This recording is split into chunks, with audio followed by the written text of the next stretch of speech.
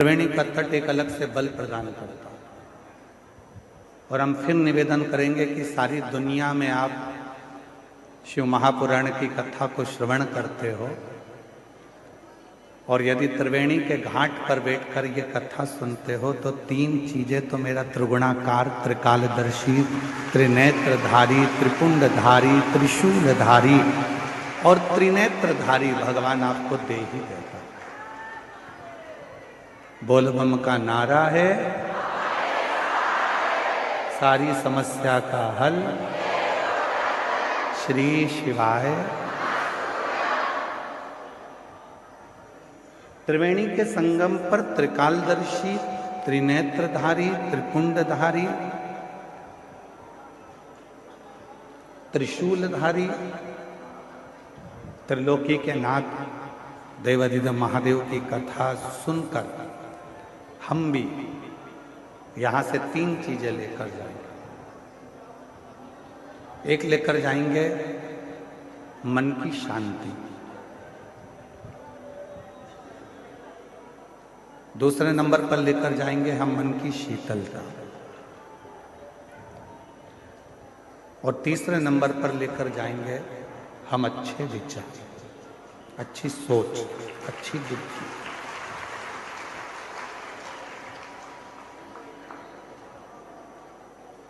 क्यों?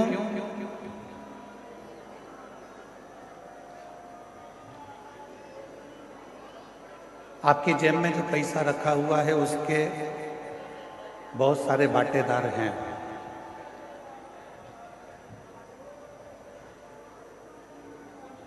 आपकी अलमारी में जो पैसा रखा हुआ है उसके भी बहुत सारे हिस्सेदार हैं।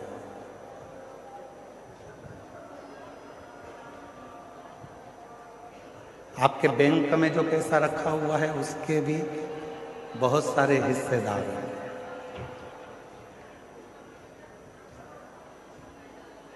आपका प्लाट है उसके भी बहुत सारे हिस्सेदार हैं।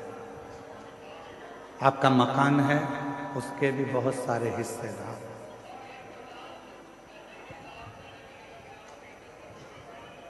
आपकी जमीन के, आपकी प्रॉपर्टी के, आपके धन के,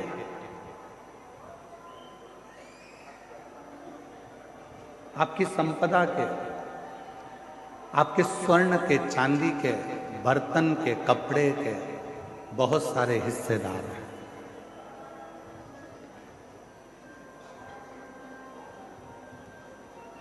जितना भी आपके पास में धन है उसके ढेरों हिस्सेदार होंगे, पर एक धन हमारा खुद का होता है जिसका कोई हिस्सेदार नहीं होता।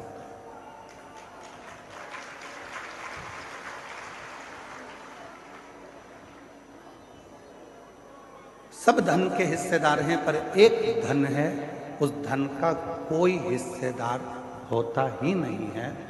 वो धन है आपका दुख, आपकी तकलीफ, आपका कष्ट, आपकी बीमारी, आपका रोग। वो धन एक ऐसा धन है जिसका कोई भी हिस्सेदार नहीं बनता। हम आपसे पूछें, प्रयागराज में आई हुई मेरी जीजियों से, मेरे जीजाओं से, मेरी बेटियों से, बेटाओं से, मेरे बुजुर्ग माँ बाप से मैं एक प्रश्न करूं, आपकी कमर में दर्द होता है तो उसका कोई हिस्सेदार होता है क्या?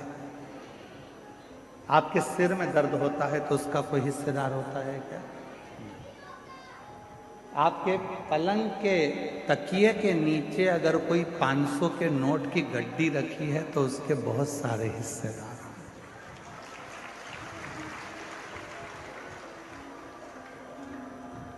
उसके हिस्सेदार हो सकते हैं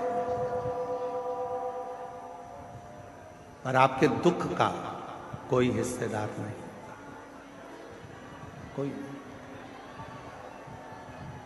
आपकी तकलीफ का कोई हिस्सेदार नहीं हो। परशु महापुराण की कथा में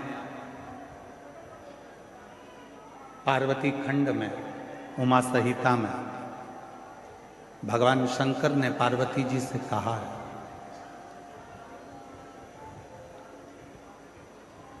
कि दुनिया के लोगों के धन के हिस्सेदार बहुत होंगे, दुनिया के लोगों की प्रॉपर्टी के हिस्सेदार बहुत होंगे, दुनिया के लोगों की संपदा के हिस्सेदार बहुत होंगे, पर पार्वती जो मेरे शिवलिंग पर एक लोटा जल समर्पित करता है उसका दुख का कोई हिस्सेदार नहीं होता, पर जब वो पवित्र मन से मेरे ऊपर एक लोटा जल समर्पित करता है तो उसका दुख का हिस्सेदार मैं स्वयं। उसके दुख का कोई हिस्सेदार होगा तो वो शिव होगा।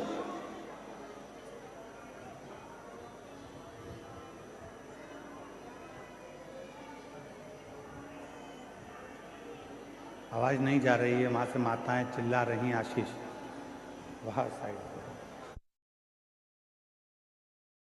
उनके दुख का हिस्सेदार मैं स्वयं हूं।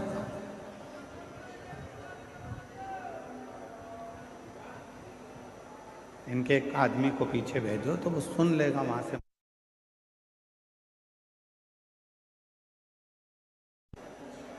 दुख का हिस्सेदार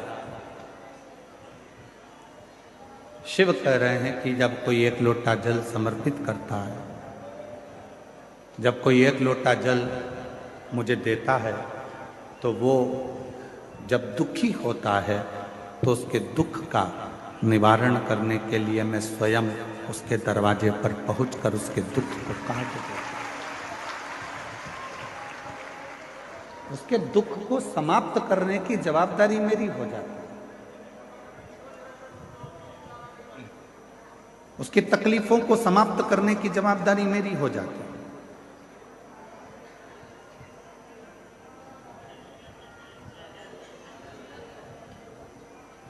और मेरा तू ही तो हमदर्द है, जिसे हर दर्द कहता हूँ। मेरा तू ही तो हमदर्द है, जिसे हर दर्द कहता हूँ। दुनिया के आगे प्रभु चुपचाप में रहता। दुनिया के आगे प्रभु चुपचाप में रहता।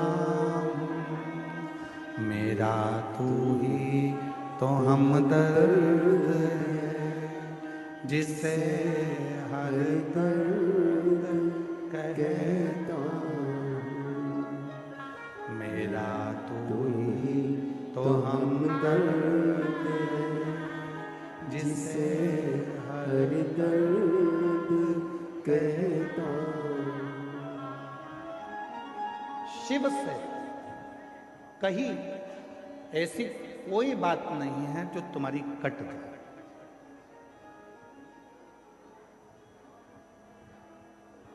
शिव जी से करी हुई प्रार्थना ऐसी कोई नहीं है जो तुम्हारी प्रार्थना को शिव स्वीकार ना करे, शंकर स्वीकार ना करे।